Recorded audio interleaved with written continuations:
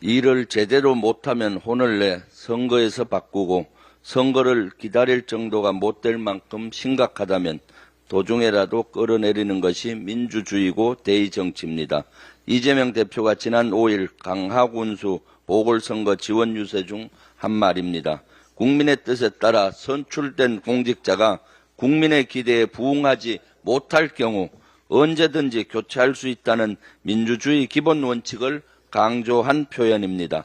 대의민주주의의 일반론입니다. 그런데 한동훈 국민의힘 대표는 이 발언을 심각하게 왜곡했습니다.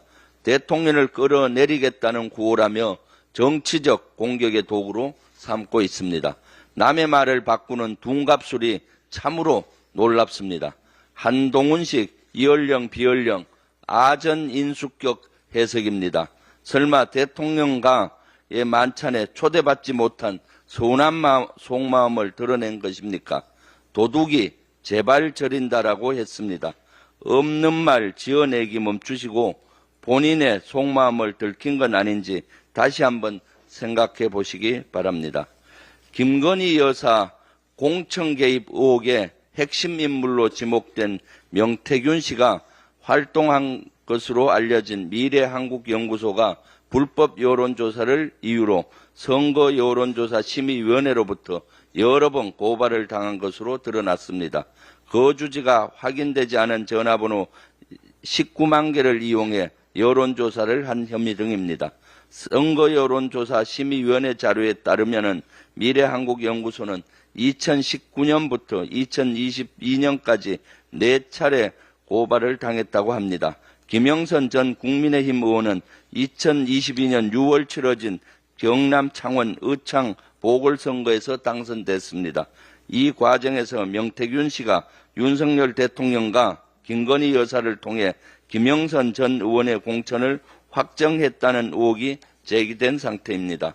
명 씨와 김 여사가 어떻게 공천에 개입했는지, 여론조사의 대가성은 없었는지 많은 국민이 궁금해하고 있습니다.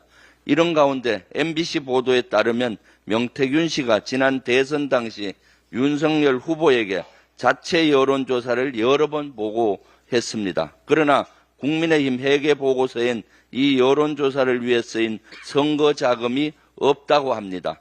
공짜로 여론조사를 해준 거라면 정치자금법 위반이라는 해석이 나옵니다. 하루가 멀다 하고 윤석열 대통령 부부와 관련한 의혹이 추가되고 있습니다. 김건희 특검법을 하루빨리 재추진해야 하는 이유입니다. 10월 10일은 지난 4월 치러진 22대 총선 관련 공직선거법 위반의 공소시효 만료일입니다. 그런데 검찰은 야당 의원들을 무더기로 기소할 가능성이 높다는 얘기가 벌써 세간에 돌고 있습니다. 만약 야당 의원을 탄압하는 결과가 나온다면 민의를 왜곡하는 정치적인 행위로 볼 수밖에 없습니다. 그동안 편파적이고 정치적인 수사로 수차례 구설에 오른 검찰이 어떤 결론을 내놓을지 많은 국민이 지켜보고 있는 걸 검찰은 명심하기 바랍니다. 이상입니다.